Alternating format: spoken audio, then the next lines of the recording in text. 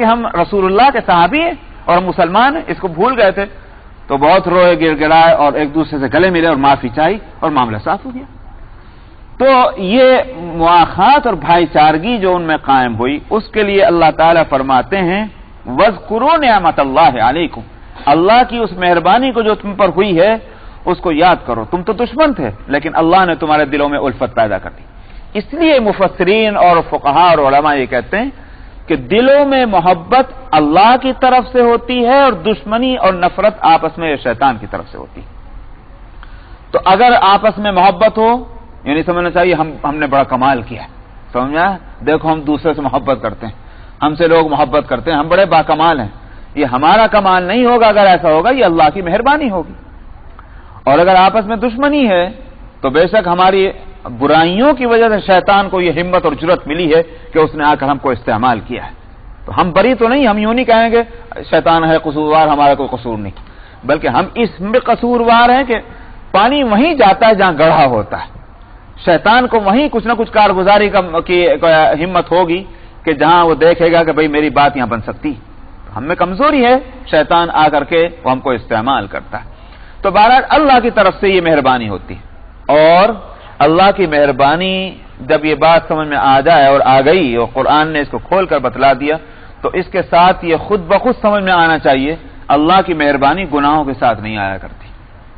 اللہ کی مہربانی فرما برداریوں کے ساتھ، اطاعت گزاریوں کے ساتھ آتی ہے۔ اللہ کی عبادت نہیں ہو رہی ہے، نہ نماز کی فکر، نہ روزے کی فکر، نہ زکوٰۃ کی فکر، نہ حج کی فکر، نہ حلال کھانے کی فکر، نہ حرام سے بچنے کی فکر، اللہ کی مہربانی کہاں کو آئے گی؟ جو اسی واسطے نبی کریم صلی اللہ علیہ وسلم نے بھی فرمایا، اور ایک دوسری بات میں نے ایک شعر بھی سنایا تھا امام شافعی رحمۃ اللہ علیہ کا بھی ایک موقع پر، نبی کریم صلی اللہ علیہ وسلم کا فرمانا تو سب سے پہلا اس واسطے میں اس کو پہلے نقل کرتا ہوں۔ آپ نے فرمایا تھا کہ ان نفسا لن تموت حتی تستکمل رزقها، کہ کوئی بھی جان دنیا سے نہیں جائے گی، اس کو موت نہیں آئے گی جب تک کہ اپنے حصے کا، اپنے رزق کا دانہ دانہ وصول نہ کر لے۔ اس کے بعد فرمایا کہ پھر جو چیز تمہارے لیے مقدر ہو چکی ہے اس کو جلدی حاصل کرنے میں تم گناہ والا راستہ مت اختیار کر بیٹھنا۔ کیا مطلب؟ کہ جو ہم کو ملنا ہے ہم کو معلوم نہیں کہ وہ کیا ملنا ہے، لیکن ایک چیز گناہ کر کے اور حرام اور حلال کی تمیز ختم کر کے، اور ہم چاہتے ہیں کہ یہ فائدہ ہم کو زیادہ سے زیادہ مل جائے، یہ روپیہ اور یہ مال ہمیں زیادہ مل جائے، اجی حلال حرام کی بحث میں کون پڑے، اب جلدی لینا چاہتے ہیں اس کو۔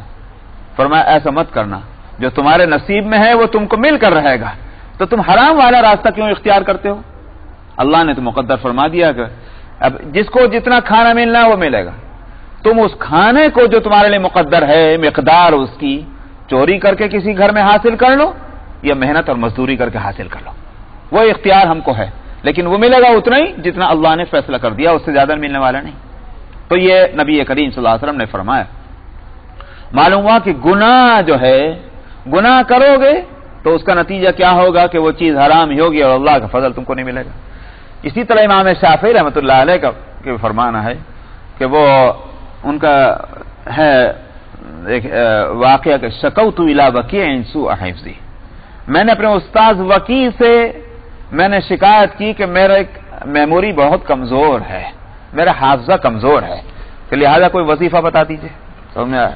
تو انہوں نے خوب اچھا وظیفہ بتایا، شکوت الی وکیع سوء حفظی فاوصانی الی ترک المعاصی، انہوں نے مجھے تاکید کی کہ گناہ مت کرنا، یہ ہے وہ وظیفہ، الی ترک علم، کیوں؟ فإن العلم فضل من الہی، اس واسطے کہ علم اللہ کا فضل ہے، جس کی وجہ سے تم اس اپنی یادداشت کو اور ذہن کو اور میموری کو تم اچھا کرنا چاہتے ہو علم کے لیے، علم تو اللہ کا فضل ہے، وفضل اللہ لا يعطى لعاصی، اور اللہ کا فضل گنہگاروں کو نہیں ملا کرتا، اس لیے گناہ چھوڑ دو اللہ کا فضل ملے گا، اور علم جو ہے وہ اللہ کا فضل ہے، میموری بھی ٹھیک ہو جائے گی، سمجھ بھی ٹھیک ہو جائے گی، ساری چیزیں ٹھیک ہو جائیں گی۔ تو یہ وظیفہ انہوں نے بتلایا۔ تو حقیقت یہ ہے کہ اللہ کی نافرمانی کر کے اس کی مہربانی کیسے حاصل ہوگی؟ آج اگر ہم میں مسلمانوں میں دو بھائی مل کر نہیں رہ سکتے، ایک ہی ماں اور ایک ہی باپ سے آئے ہیں، لیکن دو کا مل کر رہنا شاذ و نادر ہو گیا، بالکل شاذ و نادر ہو گیا۔ دو بہنیں مل کر نہیں رہ پاتی، اور تو اور ایسا ہو گیا جیسے معلوم ہوتا ہے کہ ایک مسلمان ایک کافر مل کے شاید رہ لیں، لیکن ایک مسلمان مل کے نہیں رہ رہا، حالانکہ انہی کو مل کے رہنا چاہیے تھا۔ کیوں ہو رہا ہے ایسا؟ اب اس کے واسطے کیا ہو رہا ہے؟ آرگنائزیشن بن رہی ہیں، انجمنیں بن رہی ہیں، کمیٹیاں قائم ہو رہی ہیں، مسلمان کمیونٹی کو کس طرح جوڑا جائے، نیشنل لیول پر، انٹرنیشنل لیول پہ۔ مگر جتنی ساری کوششیں ہو رہی ہیں وہ جو ہے وہ شیعہ جور لانے سے زیادہ مشکل ہو رہا ہے مسلمانوں میں اور کمیونٹی میں اتفاق پیدا کرنا۔ ایک ملک دوسرے ملک سے، ایک قوم دوسری قوم سے، ایک جماعت دوسری جماعت سے، ایک خاندان دوسرے خاندان سے، ایک فرد دوسرے فرد سے، ہر جگہ پھوٹ ہے۔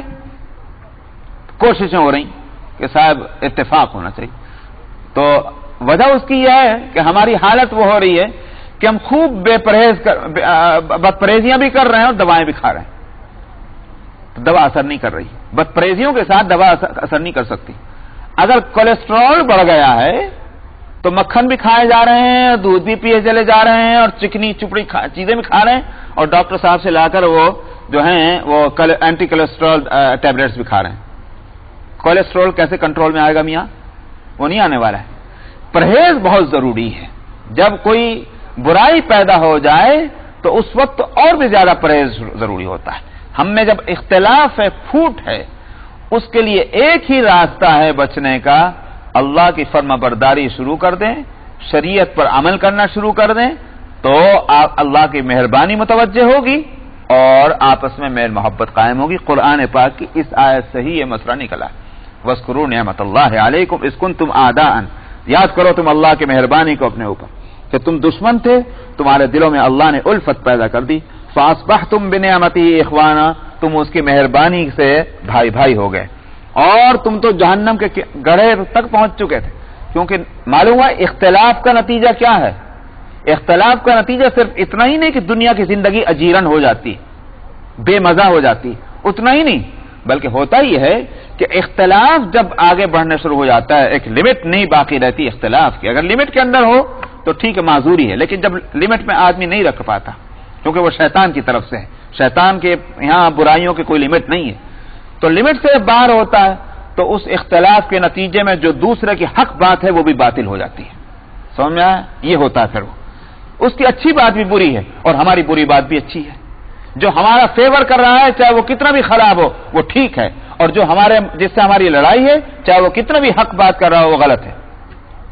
ظاہر ہے کہ ان ہمارے اس طریقہ کار کا نتیجہ آخرت میں ہم کو کامیابیوں کی صورت میں ملے گا، یہ آخرت میں بھی ہمارے اس حق باطل کے اس تمیز کو اٹھا دینا جو ہے اس کی سزا ہم کو ملے گی، تو جہنم کے کنارے پر تو پہنچے گا اختلاف کے نتیجے میں۔ یہ ہے، اس لیے فرمایا وَكُنْتُمْ عَلَى شَفَا حُفْرَةٍ مِّنَ النَّارِ، تم جہنم کے گڑھے کے کنارے تک پہنچ چکے تھے، فَانْقَذَكُم مِّنْهَا۔ کیوں نہیں دیکھ رہے ہیں ہم آج کل کہ صاحب دو آدمیوں میں اختلاف ہوتا ہے، دو بھائیوں میں کورٹ تک پہنچ جاتے ہیں، اب کورٹ میں وکیل اور اٹرنی کہہ رہا ہے کہ صاحب تم کو یہ کہنا ہوگا، انہوں نے کہا ضرور، اس بات سے کہ اب تو کیس ہے اور کیس کو صحیح کرنا ہے، جھوٹ بولیں گے 10 مرتبہ بولیں گے، اس لیے کیس کو جیتنا ہے، تو اب اٹرنی بھی جھوٹ سکھا رہا اور وہ پارٹیاں جو ہیں جھوٹ بول رہی، چاہے اختلاف بیسیکلی بڑا نہ ہو، مگر آگے چل کر کے اٹرنی کہے گا کہ صاحب جیل بھجوانا چاہتے ہو؟ ہاں کیوں نہیں، جیل بھجوا دو، لو جی جیل میں بھی ڈلوا دیا اس کو۔ دو ملکوں کی لڑائی ہے، چھوٹی سی بات کے اوپر لڑائی ہے، صرف اس واسطے کے ساتھ پریزیڈنٹ اس کنٹری کا جو ہے وہ اپنی کرسی کو مضبوط رکھنا چاہتا ہے، اس واسطے پڑوسی کے جو کنٹری اس سے لڑائی لڑنی ہے، اور اپنی قوم کے کتنے لوگوں کو وہ جو ہے وہ بے قصور ان کو جنگ میں جو ہے وہ مروا دیتا ہے۔ یہ جہنم میں لے جانے والا کام ہے، یہ جنت میں لے جانے والا کام ہے۔ اس لیے فرمایا كُنْتُمْ عَلَى شَفَا حُفْرَةٍ مِّنَ النَّارِ، تم جہنم کے گڑھے کے کنارے تک پہنچ چکے تھے، اللہ نے تم کو اس سے بچا لیا۔ كَذَلِكَ يُبَيِّنُ اللَّهُ لَكُمْ آيَاتِهِ لَعَلَّكُمْ تَهْتَدُونَ، اس طرح اللہ کھول کھول کر اپنی آیتوں کو تمہارے لیے بیان کرتا ہے تاکہ تم صحیح راستہ پالو۔ وَلْتَكُن مِّنكُمْ أُمَّةٌ يَدْعُونَ إِلَى الْخَيْرِ وَيَأْمُرُونَ بِالْمَعْرُوفِ۔ عجیب بات ہے، واقعی قرآن اللہ کا کلام ہے اور اللہ ہمارے خالق ہیں، اسی نے ہماری ہدایت اور گائیڈنس کے لیے یہ کتاب اتاری ہے، ہماری کمزوریوں کو اور ہماری خرابیوں کو، اور وہ خرابیاں کس راستے سے آتی ہیں اور ان خرابیوں کا علاج کس طرح سے ہو سکتا ہے، اللہ سے بہتر کوئی نہیں جان سکتا۔ اس واسطے قرآن ہی دراصل ہماری ساری خرابیوں کا علاج کا واحد ایک راستہ اور نسخہ ہے اور کانسٹیٹیوشن ہے۔ اب ایک طرف تو یہ ہدایت ہے کہ تم آپس میں ٹکراؤ مت، اتفاق پیدا کرو۔ اس نا اتفاقی کی ایک وجہ بتلا دی، صورت بتلا دی کہ آپس میں نا اتفاقی اللہ کی نافرمانی کی وجہ سے ہوتی ہے، ایک اس کی وجہ بتلا دی۔ اب ہدایت جب یہ کی گئی کہ تم آپس میں مل جل کر رہو تو اس کا نسخہ بھی بتلایا ہے۔ انڈیویجولی، انفرادی تو صورت اس کی یہ ہے کہ ہماری ریسپانسبلٹی یہ ہے کہ قرآن سے اپنا رشتہ جوڑ لیں، وَاعْتَصِمُوا بِحَبْلِ اللَّهِ، وہ جو آیت آئی، یہ تو ہے انڈیویجول ورک، انفرادی عمل۔ لیکن اتحاد جو ہے وہ انفرادی عمل نہیں بلکہ وہ تو اجتماعی عمل ہے۔ اتحاد دو آدمیوں کے درمیان، تین آدمیوں کے درمیان، چار آدمیوں کے درمیان، تو یہ چار ہوں کہ تین ہوں کہ 10 ہوں کہ 500 ہوں، انڈیویجولی بھی اپنے طور پر ان کو کام کرنا ہے اور اجتماعی بھی ان کو کام کرنا ہے۔ اجتماعی کے لیے کیا صورت ہے اس کے واسطے یہاں یہ آیت ہے، کیونکہ ہم میں کمزوریاں ہیں، ہم بہتتے بہت جلدی ہیں، سدھرتے بہت دیر میں ہیں، سمجھ میں آیا؟ غلط راستے پر جلدی پڑ جاتے ہیں، اور بعض دفعہ نہیں بلکہ اکثر دفعہ ایسا ہوتا ہے کہ ہم غلطیاں کرتے ہوتے ہیں اور یہی سمجھتے رہتے ہیں ہم صحیح کر رہے ہیں، بالکل ہم صحیح کر رہے ہیں، ہم نے غلطی کی ہی نہیں بالکل، حالانکہ غلط راستے پہ پڑ چکے ہیں۔ ایسے موقع پر صورت کیا ہے؟ ایسے موقع پر دوسرا آدمی اگر وہ مخلص ہے، اگر وہ علم والا ہے، اگر وہ تجربے والا ہے، وہی ہم کو ٹوک سکتا ہے اور بتا سکتا ہے ہم نے غلطی کی ہے، ہم نہیں سمجھ سکتے۔ بعض موقع تو ایسے ہیں کہ ہم خود سمجھ سکتے ہیں، لیکن اکثر موقع وہ ہیں کہ ہمارے سمجھ میں نہیں آتا، ہم سمجھتے ہیں ہم صحیح تو کر رہے ہیں لیکن وہ غلط کر رہے ہوتے ہیں۔ یہ ہے وہ ہماری کمزوری، اس کا علاج یہاں ہے۔ فرمایا وَلْتَكُمْ مِنْكُمْ أُمَّةٌ، تم میں ایک جماعت ہونی چاہیے، يَدْعُونَ إِلَى الْخَيْرِ، جو بھلائیوں کی دعوت تم کو دیتا رہے۔ ایک جماعت ہو، اس کا مطلب کیا ہے کہ وہ اسی کام کے واسطے مقرر ہو جائے۔ یوں تو ہم میں سے ہر ایک کو کچھ نہ کچھ اپنے لیے کام کرنا ہے، مگر ظاہر ہے کہ دنیا میں آج تو یہ فلسفہ جو ہے بہت ہی مقبول ہے، ویسے تو یہ انسانی مزاج کے مطابق ہے شروع سے، لیکن آج تو میرے خیال سے کوئی پروڈکشن، کوئی بزنس، کوئی چیز جو ہے وہ تقسیم کار کے اصول کو اپنائے بغیر نہیں چل رہی ہے۔ سمجھ میں آیا کہ بھائی اتنا پورشن فلانی کمپنی بنائے گی، اتنا پورشن فلاں کمپنی بنائے گی، اتنا پورشن فلانی کمپنی، اسمبلی فلاں جگہ ہوگی۔ تو آج تو تقسیم کار جو ہے وہ مستقل ایک سائنس بن چکی ہے۔ اللہ سبحانہ و تعالی نے شریعت کا جو نظام اجتماعی رکھا ہے اس میں بھی تقسیم کار کا اصول رکھا ہے، یہ نہیں سب کو ایک ہی طرف ہاتھ دیا سب بھاگے چلے جاؤ سب کے سب، یہ نہیں کیا۔ جہاد کا مسئلہ ہے، جہاد کو ایک طرف تو ذروۃ سنامہ الجہاد، دین کا جو چوٹی والا حصہ ہے بالکل ٹاپ، اس کو کہا گیا جہاد، اور بڑی اس کی فضیلتیں بتلائی گئی ہیں جہاد کی احادیث کے اندر، قرآن شریف کے اندر۔ ان فضیلتوں کو سننے کے بعد اور پڑھنے کے بعد وہ شخص جس کے دل میں ایمان بہت مضبوط ہے اور وہ باقی اللہ کو راضی کرنا چاہتا ہے، تو اگر وہ 100 ہیں تو 100 کے 100 بھاگے چلے جاتے اپنے گھر چھوڑ کر کے، پھر باقی کام کون کرتا؟ مشکل ہو جاتی۔ تقسیم کار کا اصول وہاں رکھا گیا، اس لیے کہا گیا کہ وَمَا كَانَ الْمُؤْمِنُونَ لِيَنْفِرُوا كَافَّةً، مسلمانوں کے لیے یہ بات ہرگز مناسب نہیں کہ سارے کے سارے جو جنگ میں بھاگے چلے جائیں، یہ نہ کریں۔ فَلَوْلَا نَفَرَ مِنْ كُلِّ فِرْقَةٍ مِّنْهُمْ طَائِفَةٌ لِيَتَفَقَّهُوا فِي الدِّينِ وَلِيُنذِرُوا قَوْمَهُمْ إِذَا رَجَعُوا إِلَيْهِمْ لَعَلَّهُمْ يَحْذَرُونَ۔ ہونا یہ چاہیے کہ جنگ میں ایک جماعت چلی جائے اور ایک جماعت اپنی جگہ رہ کر کے وہ علم کی اسٹڈی کرتا رہے، وہ علم حاصل کرتا رہے، تاکہ یہ لوگ جو جائیں گے جہاد میں وہ اس وقت کے علم سیکھنے سے محروم رہیں گے، واپس آئیں گے تو جو انہوں نے علم سیکھا وہ ان تک پہنچا دیں گے۔ تقسیم کار ہے، کچھ لوگ جنگ میں جا رہے ہیں، کچھ لوگ علم سیکھنے میں لگے ہوئے ہیں۔ اسی طرح سے کچھ لوگ جو ہیں آخر جو عورتیں اور بچے اس شہر میں رہ جائیں گے وہ بھوکے مریں گے، کچھ لوگ اس ضرورت سے اجتماعی ضرورت کے لیے دکانیں بھی کھول کے بیٹھیں گے، مگر اس کا فیصلہ یہ تو گورنمنٹ کرے اسلامی، یہ جماعت کرے اسلامی، ہر فرد خود نہ کر کے بیٹھ جائے، تو یہ ہونا چاہیے اجتماعی فیصلہ۔ حاصل یہ ہوا تقسیم کار ہے، تو یہاں بھی تقسیم کار کا اصول، سب کے سب دعوت اور تبلیغ میں نکل کے کھڑے ہو جائیں گے تو دوسرا کام کون کرے گا پھر؟ اس لیے فرمایا وَلْتَكُمْ مِنْكُمْ أُمَّةٌ، تم میں سے ایک جماعت ہونی چاہیے کہ جو خیر کی طرف دعوت دے، وَيَأْمُرُونَ بِالْمَعْرُوفِ اور بھلی باتوں کی ہدایت کرتی رہے، وَيَنْهَوْنَ عَنِ الْمُنْكَرِ اور برائیوں سے روکتی رہے۔ المعروف عرف سے ہے، عرف کے معنی آتے ہیں پہچان کے، تو آپ بھی یہ لفظ اردو میں استعمال کرتے ہیں، فلاں آدمی جو ہیں بڑے مشہور معروف ہیں، معلوم ہوا کہ مشہور اور معروف دونوں ایک ہی معنی کے لیے لفظ استعمال ہو رہے ہیں۔ تو اب یہاں المعروف کے معنی کیا ہوں گے؟ وہ اچھی باتیں کہ جن کو بتانے کے واسطے کوئی لمبی چوڑی تقریر کرنے اور کوئی فلسفہ اور سائنس جو ہے اس کا ریفرنس دینے کی ضرورت نہیں ہے، بلکہ ہر آدمی کو معلوم ہے کہ یہ اچھی بات ہے، یہ المعروف۔ اسی واسطے مفسرین نے اور علماء نے یہ کہا ہے کہ جس چیز کو قرآن حکیم نے یہ کہہ دیا ہے کہ یہ کام کرو، وہ معروف میں آ جائے گا۔ مثال کے طور پر نماز معروف ہے، روزہ جو ہے رمضان کا وہ معروف ہے، زکوٰۃ وہ معروف ہے، حج معروف ہے، سچ بولنا معروف ہے، یہ ساری چیزیں، یا اسی طرح سے پڑوسیوں کے ساتھ حسن سلوک کرنا، رشتہ داروں کے ساتھ حسن سلوک کرنا، یہ ساری چیزیں جن کی ہدایت اللہ سبحانہ و تعالی نے قرآن میں دی ہے، یا وہ شریعت کی بنیادی اور بیسک باتیں ہیں، وہ سب کے سب المعروف ہوں گے۔ جزئیات جو ہیں وہ اس میں نہیں آئیں گی۔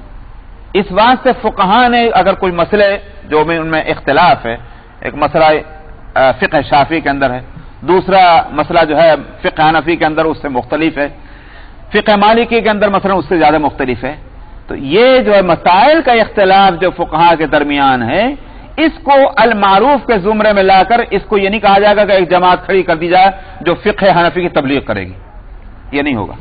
یہ ایک جماعت کھڑی کر دی جائے کہ فقہ شافعی کی تبلیغ کرے گی، امام شافعی رحمۃ اللہ علیہ نے جو اجتہاد کیا ہے اس کی تبلیغ کرنی ہے، یہ تبلیغی نہیں ہے چیزیں۔ تو المعروف جو ہیں وہ دین کی اصولی اور بنیادی باتیں جو سب کے نزدیک مسلم ہیں اور ان کا درست اور صحیح ہونا اور اچھا ہونا سب کو معلوم ہے، وہی المعروف ہیں، انہی کی دعوت دینے کے واسطے ایک جماعت ہونی چاہیے۔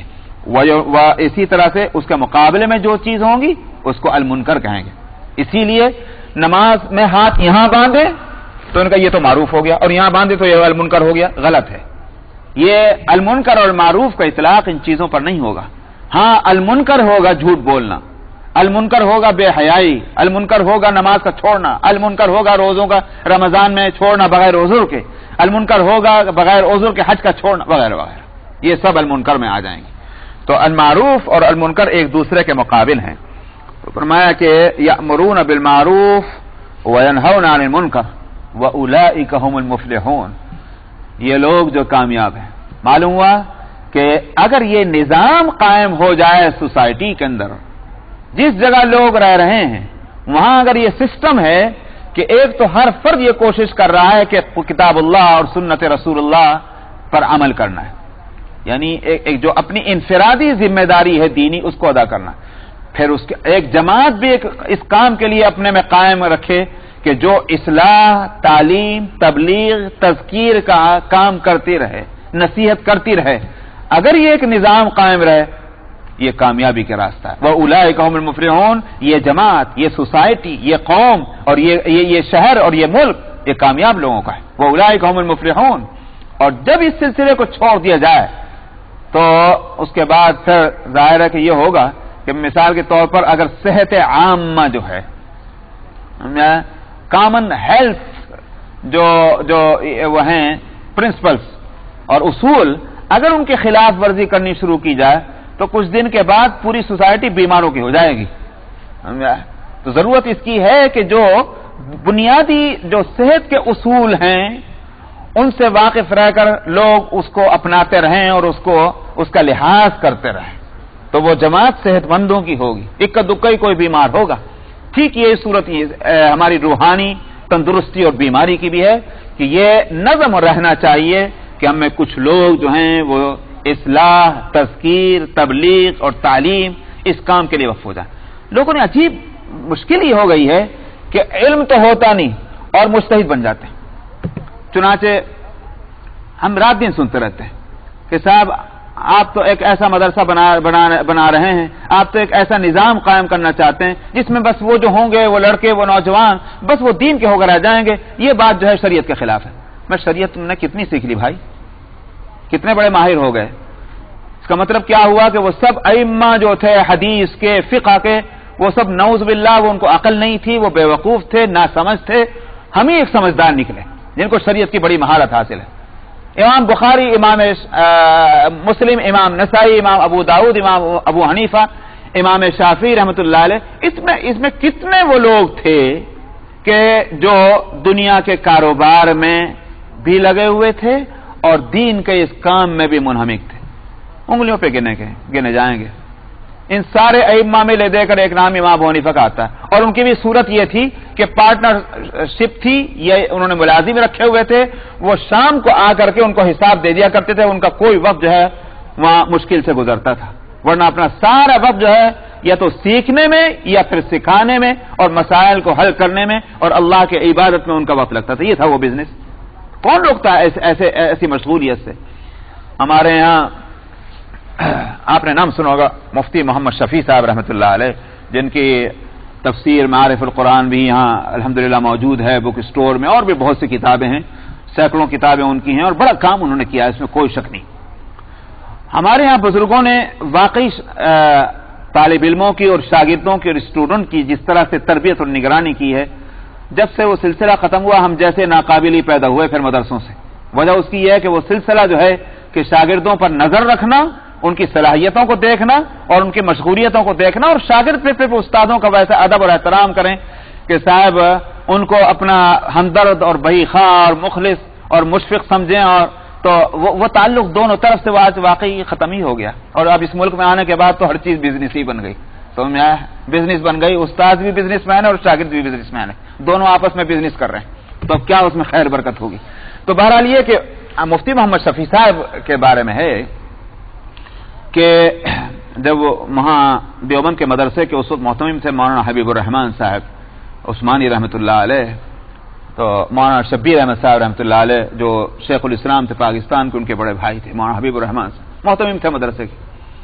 تو مفتی محمد شفیع صاحب اس زمانے میں معین المدرس بنے تھے، یعنی پورے مدرس نہیں بنائے گئے تھے بلکہ یہ مددگار. شروع میں ایسے ہی کسی کو ہائر کیا جاتا تھا اس کے واسطے ٹیچنگ کے لیے کہ پہلے معین المدرس ہوں گے اور کچھ پیریڈ ان کے کام کو دیکھا جائے گا، اگر بہت اچھے مدرس ہیں تو آگے ان کو مدرس بنا دیں گے. معین المدرس تھے. تو صاحب اب ہفتے میں ایک دن تھا کہ حضرت محتمم صاحب مولانا حبیب الرحمان صاحب کی خدمت میں حاضر ہوں، کیونکہ وہ استاد بھی تھے، ان کی خدمت میں حاضر ہوں اور تاکہ ان کی شفقتیں، ان کی دعائیں، ان کی توجہات بھی حاصل ہوتی رہیں. ایک روز جو پہنچے تو مولانا حبیب الرحمان صاحب کا انداز بدلا ہوا ہے، وہ انداز نہیں جو پہلے تھا، تو کچھ بے توجہی سی ہے. تو آج ہمارے زمانہ جو ہے اگر ہم جیسے ہوتے تو ہم نے کہا تم روٹ ہے، ہم چھوٹے، چلو میں جاؤ چھٹی ہوئی. لیکن وہ تو زمانہ آج کے لحاظ سے خیر کا تھا. تو مفتی محمد شفیع صاحب پریشان ہوئے کہ آج استاد جو ہیں ان کا رنگ میری طرف سے بدلا ہوا کیوں ہے. تو پھر دوسرے موقع پہ پھر آئے تو پھر دیکھا وہی انداز ہے. اب سمجھ گیا کہ کچھ گڑبڑ ہے، کچھ مجھ سے غلطی ہوئی ہے کہ جس کی وجہ سے یہ تیور بدلے ہوئے ہیں. تو آئے اور کہا کہ مجھے صرف 1 منٹ حضرت سے کچھ عرض کرنا ہے. تو انہوں نے اسی انداز میں بہت ہی اس محبت کے ساتھ تو نہیں، توجہ کے ساتھ نہیں، ذرا تھوڑی بے توجہ کے ساتھ کہا فرمائیے کیا کہنا ہے. انہوں نے کہا حضرت میں کچھ آپ کا انداز بدلا ہوا دیکھ رہا ہوں، مجھ سے کوئی غلطی ہوئی ہے تو للہ مجھے بتلا دی جائے، میں سمجھ میں نہیں آ رہا کہ مجھ سے کیا غلطی ہوئی ہے. فرمایا سمجھ میں نہیں آ رہا ہے، تم سے تو ہمیں بڑی توقعات تھی، ہم سمجھتے تھے کہ تم علم کی تم کو چاشنی مل گئی ہے، علم کا تم کو ذوق تمہارے اندر پیدا ہو گیا ہے، ہمیں توقعات تھی تم بڑے کام کرو گے، لیکن اب تو ہمیں معلوم ہوا کہ تم تو بزنس میں لگ گئے، تو کیا تم سے توقع کریں. وہاں سے خاموشی سے اٹھ کے آ لیے. اور دوسرے ہی دن بغل میں جو ہے وہ بہت سے کاغذات کا پرندہ وہ لے کر مانuscript سے کچھ کتابیں وہ لکھ رہے تھے، وہ لے کر آئے اور آ کر عرض کیا کہ حضرت یہ ہے جو میں کام کر رہا ہوں، جو کتابیں میری چھپ چکی ہیں وہ تو آپ نے ملاحظہ فرمائی ہوئی ہیں، لیکن ابھی بھی یہ جب سے کہ میں نے یہ دکان جو میری کھلی ہے اس دوران بھی میرے مانسکرپٹس ہیں، میرے مسودات ہیں، میں ان موضوع پر کام کر رہا ہوں. اور کہا کہ میرے جو لکھنے اور پڑھنے کا اور مطالعے کا جو ٹائم تھا وہ جو کہ اسی میں لگ رہا ہے. عصر اور مغرب کے درمیان جو میرا وقت یا تو رشتہ داروں کے یہاں جانے کا تھا یا بازار جانے کا تھا. اب میرے بچے ذرا بڑے ہو گئے، بازار کا کام ان کے حوالے کر دیا. عصر اور مغرب کے درمیان میں جا کر اپنے کتابوں والی دکان پہ بیٹھ جاتا ہوں. یہ ہے حضرت میرا. فرمایا اگر ایسا ہے تو پھر کوئی عرض نہیں، پھر تو کرتے رہو. تو میں یہ عرض کر رہا ہوں کہ یہ ایک مزاج کیوں تھا؟ اس لیے نہیں کہ تجارت کوئی بری چیز ہے. تجارت اور بزنس اور حلال کمائی کی تو فضیلت حدیث میں آئی ہے. اسی واسطے نبی کریم صلی اللہ علیہ وسلم نے فرمایا تھا کہ ان خیر ما اکل العبد ما اکل من عمل یدیہ فان داؤد علیہ السلام کان یاکل من عمل یدیہ او کما قال صلی اللہ علیہ وسلم. آپ نے فرمایا کہ کوئی بندہ جو بہترین کھانا کھائے، اچھا جس میں خیر ہے بھلائی ہے، وہ کھانا ہے کہ جو اپنے ہاتھ کی کمائی سے ہو. اور فرمایا کہ سیدنا داؤد علیہ السلام جو اللہ کے نبی تھے وہ بھی اپنے ہاتھ کی محنت اور کمائی سے کھایا کرتے تھے. اسی طرح سے ایک اور حدیث میں ہے کہ التاجر الصدوق الامین مع النبیین والشہداء والصالحین. وہ تاجر کہ جو امانت دار ہے، سچا ہے، اس کا حشر اللہ سبحانہ و تعالیٰ کے یہاں قیامت میں جو ہے وہ کس طرح ہوگا؟ انبیاء کے ساتھ ہوگا، صدیقین کے ساتھ ہوگا، شہداء اور صالحین کے ساتھ ہوگا. تو تجارت کی اور کمائی کی فضیلت تو ہے، مگر بات تو وہی تقسیم کار کی جس کو میں نے کہا. جب تک کہ انہماک کلی طور پر جو ایک چیز میں نہ ہو، مشغولیت، پوری اپنی کانشسنس، توجہ اور انرجی اور صلاحیت اور طاقت جب تک کہ ہماری پورے طور پر ایک کام میں نہ لگ جائے، مہارت نہیں پیدا ہو پاتی. کچھ ادھر کچھ ادھر. آپ کالج میں بھی جاتے ہیں، عجیب بات ہے کہ یہ وہ زمانہ ہے کہ اسپیشلائزیشن کی بڑی اہمیت ہے. سمجھ گئے صاحب؟ ڈاکٹر صاحب بھی جا کر کے ایک فیلڈ چوز کر لیتے ہیں کہ صاحب یہ ENT کے ڈاکٹر ہیں، سمجھے صاحب. دوسرے ہیں تھروٹ کے ہیں، چوتھے ہیں جو سینے کے ہیں، پانچویں ہیں خالی پیری کی انگلیاں دیکھنے کے. یہ جب اسپیشلائزیشن ہے اور اس کی کوئی امپورٹنس ہے، اور وہ اسپیشلائزیشن ہوتی اسی طرح ہے کہ اپنی پوری توجہ اس میں لگاتا ہے، وہ اپنا پورا ٹائم اس میں لگاتا ہے، صرف کرتا ہے، تو اسپیشلسٹ بنتا ہے. کہیں نہیں دیکھا کہ صاحب ایک کلاس انجینئرنگ کی ہے، دوسری میڈیسن کی ہے، تو تیسری جو ہے وہ میتھمیٹک کی ہے، اور ہم سب کچھ بننا چاہتے ہیں. کہاں سے بنے گا؟ وہ کچھ بھی نہیں بنے گا.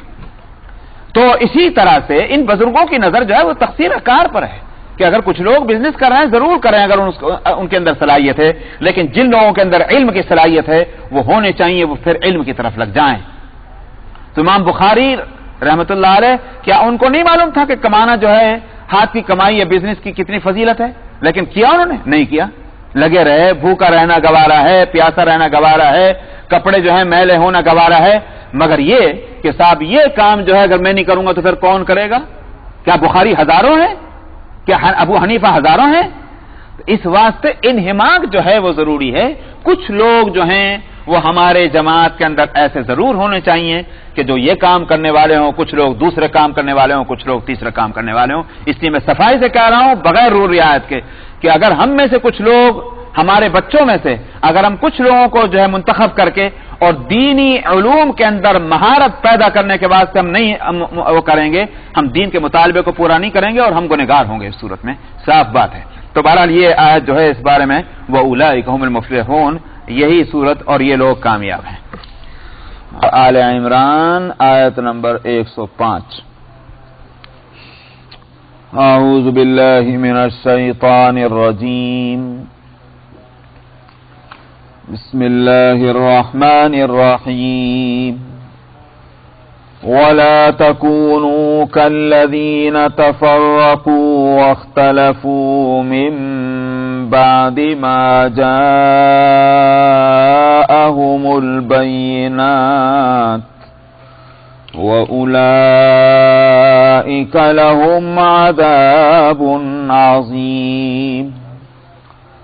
يوم تبيض وجوه وتسود وجوه فأما الذين اسودت وجوههم أكفرتم بعد إيمانكم فذوقوا العذاب بما كنتم تكفرون.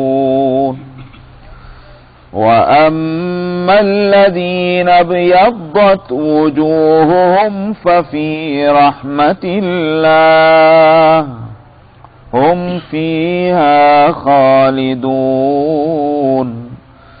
تلك آيات الله نتلوها عليك بالحق وما الله يريد ظلما للعالمين ولله ما في السماوات وما في الأرض وإلى الله ترجع الأمور كنتم خير أمة أخرجت للناس تأمرون بالمعروف وتنهون عن المنكر وتؤمنون بالله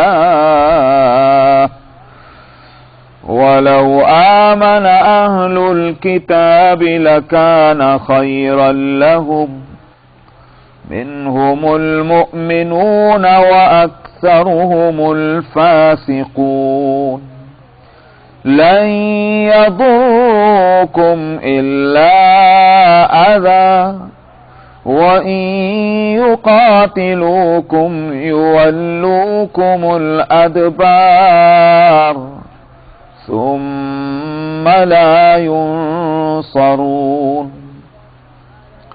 ضربت عليهم الذلة أينما ثقفوا إلا بحبل من الله وحبل من الناس وباءوا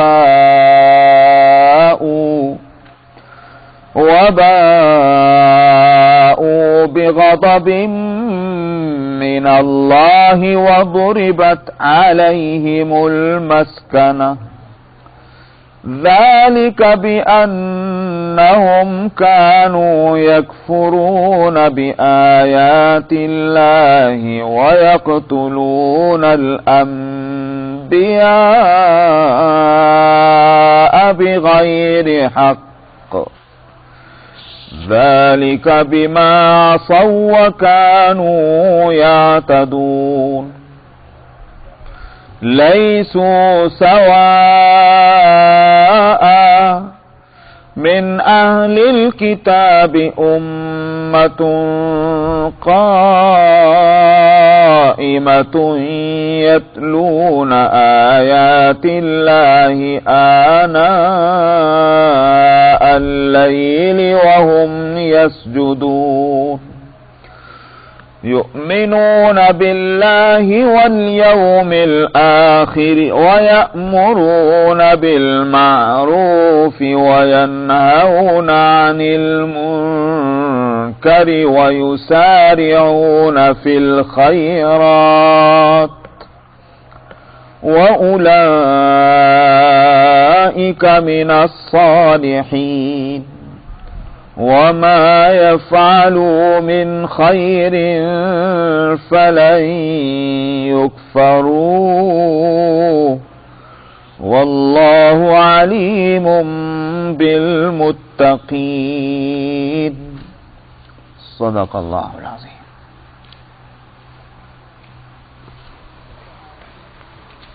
गुज़िश्ता आयतों में मजमून चल रहा था कि तक़वे की जिंदगी इख्तियार करें और इस्लाम पर ही ताज़ीज़ ता हयात बाकी रहें और अल्लाह की रस्सी को मजबूती के साथ पकड़ें, आपस में फूट न डालें। और तीसरी बात ये कही गई थी कि तुम में एक जमात होनी चाहिए जो लोगों को भली बातों की दावत दें और अच्छी बातों की हिदायत करें और बुराइयों से रोकें। कामयाबी का रास्ता यही बताया है। यहां से फरमाते हैं कि वला तकूनु कल्लज़ीना तफर्रकू, फूट डालना जो है, फूट का पड़ना, ये सबसे ज्यादा नुकसानदेह है। इस वास्ते अगरचे वहां वला तफर्रकू का लफ्ज आ चुका था, लेकिन उसको दोबारा कहा गया। तबीयत इंसान की टूट फूट की तरफ ज्यादा चलती, नफसानी ख्वाहिशात जो हैं और अना انسان کی ایکو، یہ بہت کام کرتی ہے۔ یہ ساری عبادتیں اور ساری علم اور یہ بھی نہیں آ کے روکتا ان چیزوں کو۔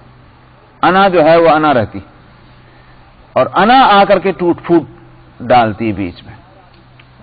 تو بظاہر آدمی سمجھتا ہے کہ بھائی میرا علم صحیح ہے، میری نماز صحیح ہے، میرے روزہ صحیح ہے، میرے حج صحیح ہے، ساری باتیں صحیح، میں کہاں سے غلط ہوں؟ میں غلط نہیں ہوں۔ وہ انا جو ہے وہ اپنا کام کر رہی۔ تو اس واسطے جو ہے وہ ولا تفرقوا، پھوٹ جو پڑتی وہ انا سے پڑتی۔ میں یہ ہوں، تم نے میری بات نہیں سنی، میری رائے یہ تھی، تم نے میری رائے کو نہیں مانا۔ بس یہ میں جو ہے ہر جگہ یہ بہت پریشان کرتی ہے انسان کو، یہیں سے پھوٹ پڑتی ہے۔ تو پھوٹ پڑی تو پھر کمیونٹی جو ہے وہ کمزور ہو جائے گی۔ یا ایھا الذین آمنوا اطیعوا اللہ ورسولہ ولا تنازعوا فتفشلوا وتذهب ريحكم۔ آپس میں جھگڑے مت کرو، اگر جھگڑو گے آپس میں تمہاری ہوا اکھڑ جائے گی، تم کمزور ہو جاؤ گے۔ تو پھوٹ جو ہے آپس میں اختلاف اور لڑائی اور جھگڑا، یہ کمیونٹی کو کسی کام کا نہیں رہنے دیتا۔ اسی واسطے نبی کریم صلی اللہ علیہ وسلم نے فرمایا الشیطان ذئب للانسان، شیطان جو ہے وہ انسانوں کے لیے بھیڑیا ہے۔ تو بھیڑیا جو ہے وہ بکریوں کو پیچھے لگتا ہے، کہیں بکری ہوں گی جنگل میں تو اس کو بھیڑیا دیکھے گا تو اس کو پکڑے گا، مگر اس کی نظر کون سی بکری پر زیادہ ہوتی ہے، کس کے پیچھے وہ لپکتا ہے؟ ریوڑ کے پیچھے نہیں۔ جو گروپ ہے بکریوں کا وہ اس نے دیکھ لیا، لیکن ادھر کو وہ ہمت نہیں کرتا۔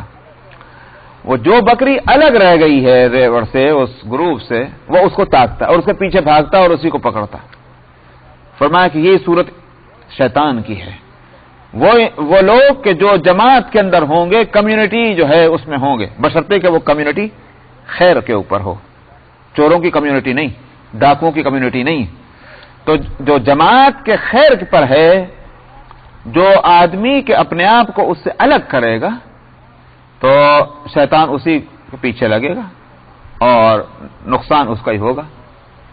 اس واسطے جماعت، اور میں یاد دلا دوں، میں نے پچھلے ہفتے بھی بات کہی تھی، یہاں جماعت سے مراد وہ نہیں جو ہم جیسے لوگ جماعتیں بنا کھڑی ہو جاتے ہیں، بالکل قرآن اس سے بات نہیں کرتا، نہ حدیث اس سے بات کرتی۔ یہاں مراد ہے مسلمانوں کا، جس کو یوں کہا جائے کہ مسلمانوں کی عام جمعیت یہ ہے۔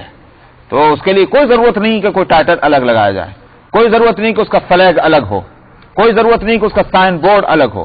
وہ جماعتیں جو ہیں وہ ان کے مقاصد کچھ بھی ہوں، مسلمان کتاب اللہ اور سنت رسول اللہ، بس یہ سب سے بڑا ہمارا ٹائٹل ہے۔ اس بنیاد پر جہاں جماعت ہے اس کے خلاف نہیں چلیں مسلمان۔ جو مسلمان اس کے خلاف چلنا چاہیں گے شیطان ان کے پیچھے لگے گا۔ تو یہ تفرقہ جو ہے یہ بری چیز ہے اور یہی تباہ کر رہی۔ حدیث میں وہ قرآن شریف کے اندر جو آیت ہے وَاتْلُ عَلَيْهِمْ نَبَأَ الَّذِي آتَيْنَاهُ آيَاتِنَا فَانسَلَخَ مِنْهَا فَأَتْبَعَهُ الشَّيْطَانُ فَكَانَ مِنَ الْغَاوِينَ، کہ بنی اسرائیل جس میں نبی تھے، حضرت موسیٰ علیہ السلام کے بعد جو نبی بنائے گئے وہ یوشع ابن نون ہیں۔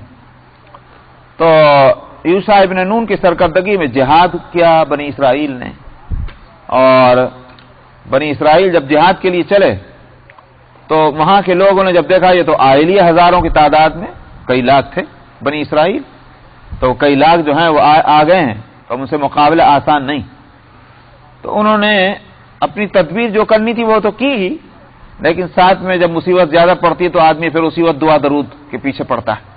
تو اس وقت ایک عبادت گزار بندے تھے بلعم ابن باورہ، تو بلعم کے پاس سے پہنچے اور ان سے کہا کہ صاحب وہ آپ بزرگ آدمی ہیں، عبادت کرنے والے ہیں، اور دیکھیں ہم اس وقت بہت مصیبت میں پڑ گئے ہیں، لہذا ہمارے لیے دعا کریں کہ ہماری اس سلسلے میں مدد ہو اور ہمیں نقصان نہ پہنچے۔ بلعم نے کہا تم کیسی بات کرتے ہو؟ جو جماعت آئی ہے، جو لوگ آئے ہیں وہ ایمان والے لوگ ہیں، ان کے اندر ایک نبی ہے، تم چاہتے ہو کہ میں نبی کے خلاف دعا کروں؟ یہ نہیں ہو سکتا، انہوں نے انکار کر دیا۔ تو بہت انہوں نے کوشش کی، کامیابی نہ ہوئی۔ تو یہ انسان کی کمزوری ہے، فیملی جو ہے یہ بہت بڑی کمزوری ہوتی ہے انسان کی، اپنے بیوی بچوں کے سامنے ہتھیار ڈال دیتا ہے۔ تو اس کمزوری سے انہوں نے فائدہ اٹھایا، تو ان کی بیگم کو جو ہے انہوں نے راضی کر لیا، مال و دولت زیورات دے دلا کر کے، اور کو کہہ دیا کہ میاں کو تم ہی تیار کر سکتی ہو، ہمارے ہاتھ نہیں لگ رہے۔ آخر وہ گھر والوں نے مسلط ہو کر کے ان کو مجبور کیا، اور بلعام جو ہے وہ انہوں نے بددعا کی بنی اسرائیل کے خلاف۔ تو حالانکہ پہلے سے جانتے ہیں کہ ان کے خلاف بددعا کرنا درست نہیں، اس میں نبی ہیں، لیکن مجبور ہو کر کے دنیا داری میں آ کر انہوں نے بددعا کے لیے زبان کھولی، تو زبان موٹی ہو گئی اور لٹک آئی۔ فَمَثَلُهُ كَمَثَلِ الْكَلْبِ إِن تَحْمِلْ عَلَيْهِ يَلْهَثْ أَوْ تَتْرُكْهُ يَلْهَثْ۔ اس کی مثال ایسی ہوگی جیسے کتے کی، کہ اگر بھاگے تب بھی ہاں پہ، نہیں بھاگے تب بھی ہاں پہ، ایسی حالت ان کی ہو گئی بلعام۔ ذَلِكَ مَثَلُ الْقَوْمِ الَّذِينَ كَذَّبُوا بِآيَاتِنَا، یہ مثال ہے ایسے لوگوں کی جو ہماری آیتوں کو جھٹلاتے ہیں۔ تو اب بلعام نے یہ جب دیکھا کہ میری حالت تو یہ ہو گئی، میں تو آ گیا اب لعنت میں، تو اس نے کہا کہ بدبختو، اشارہ سے کہ تمہاری حرکتوں کی وجہ سے میری یہ حالت ہوئی ہے، ورنہ میں تو عبادت گزار بندہ تھا۔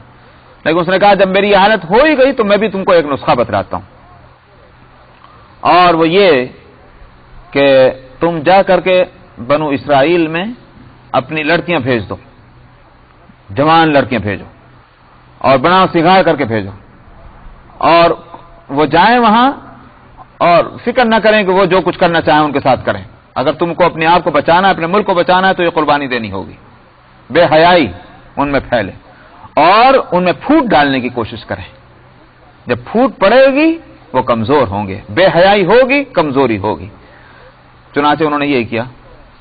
تو اب جو مقابلہ ہوا تو مفسرین لکھتے ہیں کہ ہزاروں ہزار بنو اسرائیل مارے گئے، ہزاروں ہزار۔ تو کمیونٹی کو کمزور کرنے والی دو چیزیں ہوتی ہیں، یاد رکھیے آپ، حدیث سے بھی یہ پتہ چلتا ہے، ایک ہے بے حیائی اور ایک ہے آپس کی پھوٹ، اور یہ شاید ایک دوسرے کے ساتھ جڑی ہوئی ہیں یہ چیزیں۔ تو بے حیائی جب تک رہے گی قوم میں، یہ قوم کمزور ہوگی، کبھی بھی اس میں طاقت نہیں آ سکتی۔ دوسری بات یہ کہ اس میں اگر پھوٹ ہے تو پھوٹ کی صورت میں وہ کہاں سے دشمن کا مقابلہ کریں گے، تو کمزور ہوں گے، آپس ہی میں لڑتے رہیں گے۔ آج صورتحال کیا ہے، مسلمانوں پر ہر قوم کیوں بھاری ہے؟ اس لیے کہ مسلمانوں میں دونوں باتیں آ گئی ہیں، بے حیائیاں بھی آ رہی ہیں، دوسروں کی ہم کو اچھی چیزیں نہیں ملتی لینے کے واسطے، بری چیزیں ملتی، بری چیزیں دوسری قوموں سے لیتے ہیں اور اس پہ فخر کرتے ہیں کہ دیکھو ہم اور ہمارے بچے کتنے ایڈوانس ہو گئے ہیں، سمجھا؟ اس واسطے کہ ہم نے بے حیائی خوب لے لی ہے، تو ان چیزوں پر ہم فخر کرتے ہیں۔ تو برائیاں دوسروں سے لیں گے، اچھائیاں نہیں لیں گے۔ حالانکہ نبی کریم صلی اللہ علیہ وسلم نے فرمایا تھا الحکمت ضالۃ المؤمن فأین وجدها فهو احق بها، حکمت اور دانائی اور عقل اور ایمان کی بات جو ہے یہ ایک مومن کی گمشدہ سرمایہ ہے۔ جیسے کوئی چیز کھو جائے آپ کی، تو فرمایا کہ جہاں بھی یہ پائے گا وہی اس کا زیادہ حقدار ہے۔ تو حکمت اور دانائی اور صداقت اور سچائی کی بات ہم کو تو اس کی طرف لپکنا چاہیے جہاں بھی ملے، اور ہم اس کو چھوڑ کر کے برائیوں کی طرف لپکتے ہیں۔ نبی کریم صلی اللہ علیہ وسلم نے دوسروں کی اچھائیاں لی ہیں۔ آپ دیکھتے ہیں کہ جب مدینہ منورہ میں آپ تشریف لے گئے اور آپ نے دیکھا کہ عاشورہ کا روزہ یہودی رکھ لیں، آپ نے پوچھا یہ کیسا روزہ؟ بتایا گیا کہ فرعون جب غرق ہوا تو موسیٰ علیہ السلام نے اس دن روزہ رکھا، ہم بھی ان کی اتباع میں اور ان کی پیروی میں روزہ رکھتے ہیں۔ تو نبی کریم صلی اللہ علیہ وسلم نے فرمایا انا احق منکم بموسیٰ، یہ تو بہت اچھا کام ہے، تو میں زیادہ حقدار ہوں تمہارے مقابلے میں موسیٰ کے اس بات کو قبول کرنا اور اس کو لے لینا۔ اچھی بات جہاں ملے اس کو لینا چاہیے، ہم جو ہے الٹا لیتے تو ہیں مگر غلط چیز لیتے ہیں۔ تو بے حیائی بھی ہم میں عام ہو رہی ہے اور پھوٹ کا تو آپ خوب جانتے ہیں کہ دو بھائی بھی مل کر نہیں رہتے. اس پھوٹ کے نتیجے میں مسلمانوں کے اندر اتنی بھی طاقت نہیں رہی جتنی کہ منیمم بہت ادنا درجے کی طاقت جو قرآن نے تسلیم کی تھی مسلمانوں کے اندر، آج وہ بھی باقی نہیں. وہ کیا ہے؟ آپ پڑھ لیں 10ویں سپارے کے اندر. 10ویں سپارے میں یہ کہا گیا تھا کہ مِنْكُمْ مِئَةٌ صَابِرَةٌ يَغْلِبُوا أَلْفًا مِّنَ الَّذِينَ كَفَرُوا بِأَنَّهُمْ قَوْمٌ لَا يَفْقَهُونَ. اگر تم میں 100 ہیں تو 1000 کے مقابلے میں اللہ کی توفیق سے اور اس کی نصرت سے تم غالب آئیں گے مومنین. مقابلہ کتنا کا ہوا؟ 1 اور 10 کا. 100 ہے تو 100 کو مقابلہ کرنا ہے اور کیا ہے 1000 کا اور کامیاب. آگے فرمایا الآن خفف اللہ عنکم وعلم ان فیکم ضعفا. اب اللہ میاں اس میں تخفیف کر رہے ہیں، کنسیشن تخفیف کر رہے ہیں. کیوں؟ اس واسطے کہ تمہارے اندر کمزوری آ گئی ہے، کمزوری کا پتہ چل گیا. اب کیا ہے؟ فَإِن يَكُنْ